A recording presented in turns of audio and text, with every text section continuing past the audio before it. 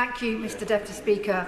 The measures announced by the Chancellor of the Exchequer in his autumn statement are sensible, responsible and will make a real difference to the people and businesses across the two cities. The Government has taken a pragmatic approach to delivering tax cuts. We all know that the cost of the measures to support businesses and households through the COVID pandemic and the energy price shock caused by Putin's illegal invasion of Ukraine drove up spending and meant that tax cuts were impractical for a long time. But as we continue to rebuild our economy, improve productivity and focus on growth, we do so by following competent and careful economic management. That is why I am pleased to see my right honourable friend the Chancellor announce fully funded tax cuts which will have a real impact on both families and businesses. The autumn statement was the biggest package of tax cuts announced as a fiscal event since the 1980s. And the first of the two major headlines for me was the permanent extension of the full expensing policy. This will act as a springboard to help UK companies to invest in the latest technologies, machinery and create highly skilled jobs. And the second, of course, was the 2% reduction in national insurance. A tax cut for 27 million people, which will ensure they will keep more of their earnings to spend or save as they wish. The Chancellor was also right to prioritise helping people into work to boost the economy. Just last week I was pleased to join the then Employment Minister, the Honourable Member of Hexham, on a visit to the Italian cafe and deli Benvenuti in Pimlico, where we discussed the Government's new sector-based work academy programme, Hospitality Trial Run, in partnership with the trade body UK Hospitality, to encourage more people into careers in the hospitality sector. This programme and last week's announcement of a further £50 million to support apprenticeships clearly show that this government recognises that getting people into work and helping them to train and retrain and develop their careers, no matter what their age or background, is the best way to help people and support the economy. And Mr Deputy Speaker, I'm delighted that the member for Hexham is now the Transport Minister who is seeing the pedicabs bill through this place. Not only is this autumn statement providing more opportunities for people to get into new and exciting careers, but the Chancellor has also announced significant support for households. Raising local housing allowance rates to the 30th percentile of local market rents in April 2024 is a huge difference. This will benefit 1.6 million low-income households who will be around £800 a year better off on average, and certainly will be welcome news for thousands of households across the two cities. Mr Deputy Speaker, I am proud that my constituency is embracing the life sciences sector, having attracted thousands of jobs to the Paddington Basin development.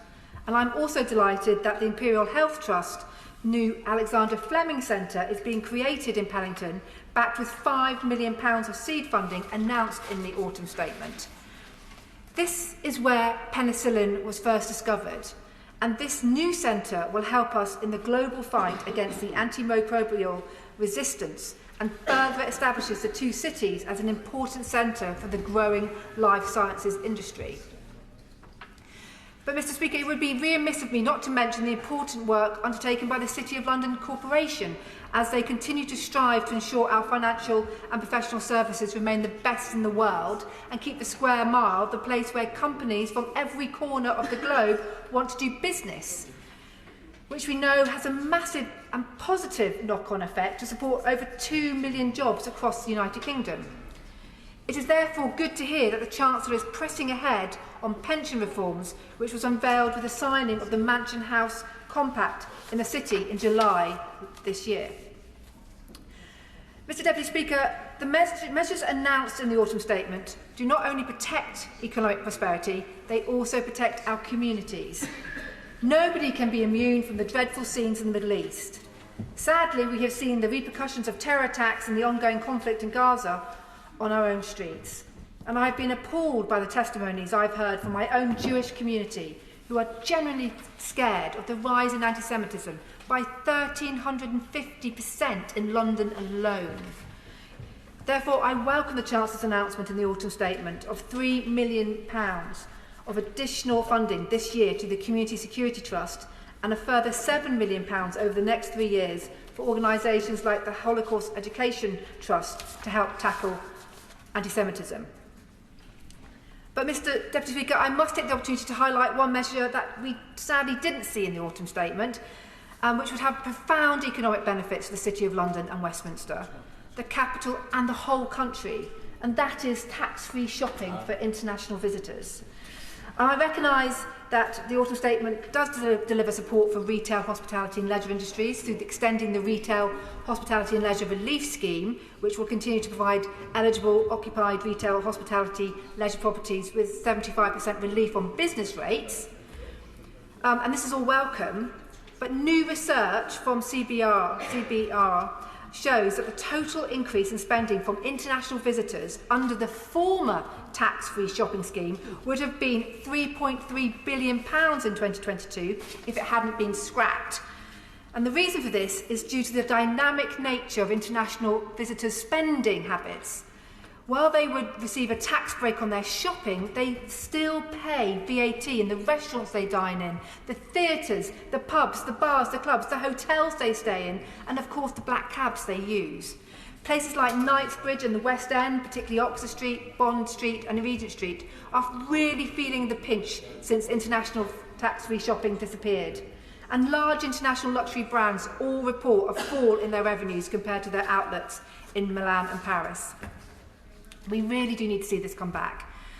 The government does recognise the tremendous opportunities which lay ahead for the economy and the United Kingdom, and I applaud the Chancellor for the work he has done to strengthen the economy so that we can now focus on growth and prosperity for all. And I look forward to working with him to ensure that the economy continues to bounce back from the pandemic and flourish for years to come.